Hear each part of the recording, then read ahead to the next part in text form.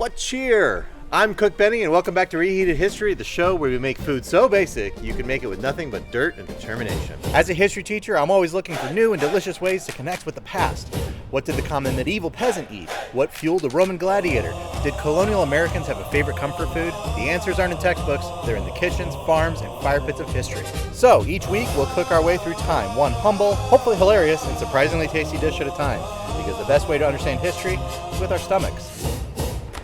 This is Reheated History.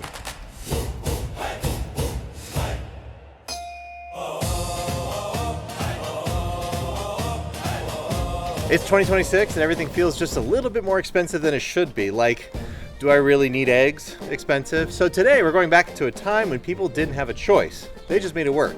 Today we're heading to early America, Revolutionary War camps, Civil War battlefields, and the homes of enslaved African Americans who got resourceful and made something out of almost nothing. Today's recipe, ash cakes. Yeah, that's exactly what it sounds like. Bread cooked in ashes. Now there are several different ways to make these, and we're going to try a variety of these methods because you'll see that it's pretty easy. Now this is one of the oldest and most widespread recipes in American history. Dare I say, it might be more American than apple pie, because everyone made it. Ash cakes were historically made with cornmeal in the American South, while European, military, or pioneer versions frequently used flour. Native Americans were baking cornmeal in hot coals long before European settlers arrived. Enslaved African Americans relied on ash cakes as a daily staple, wrapping cornmeal patties in cabbage or collard leaves and burying them in the hot ashes. Colonial settlers learned the technique and ran with it. Revolutionary War soldiers were issued dry flour rations with no pans and no equipment, so they mixed it with water and salt. Baked it right in the fire. Civil War soldiers did the same thing, and if George Washington's favorite breakfast was hoe cakes and honey, a close cousin of this recipe, I feel pretty good about where we're headed. So for the Native American enslaved South recipe, you're gonna need 1 cup of cornmeal, 1/2 teaspoon of salt, and enough water to form a stiff dough, which is about roughly half a cup. Large leaves for wrapping, cabbage or collard greens work great. I'm gonna use cabbage. Now for the European or American soldier recipe, you're just gonna swap out the cornmeal for whole wheat flour. Now measurements here are a little flexible because if you think about it, if you don't have a pan to cook on, you definitely didn't bring measuring spoons. They just threw together what felt right, but basically the recipe is the same. Grain, salt, water, mix. Hopefully you have salt ration because otherwise it's extra bland. Now build yourself a fire and let it burn down to white hot ash. Gray powdered ash means it's already too cool. You want that chunky white and black ember, possibly still glowing. Normally you would do it straight in the campfire, but YouTube's a visual medium and I brought the ashes over here to demonstrate. Mix your cornmeal, salt, and water into a stiff dough. Form it into flat patties like a burger patty size, about 1/4 inch thick.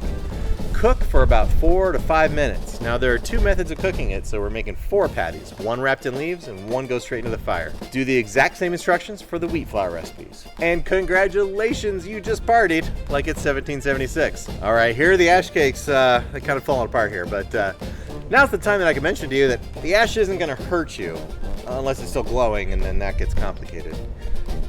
All right, I'm gonna try the wheat one first. All right, that's what the ash cake looks like.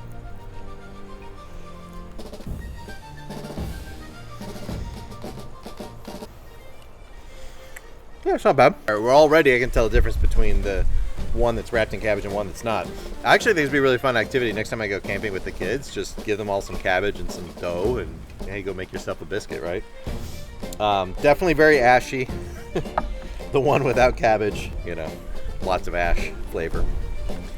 All right, so this is my cornmeal one. The cornmeal one I had a really hard time getting to stick together. I wonder if like maybe I added a little bit of lard or something, it would have like made it almost like a tamale, you know? But anyway, looks pretty good.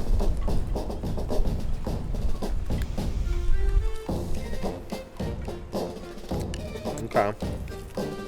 Here's the version with the cabbage. Okay.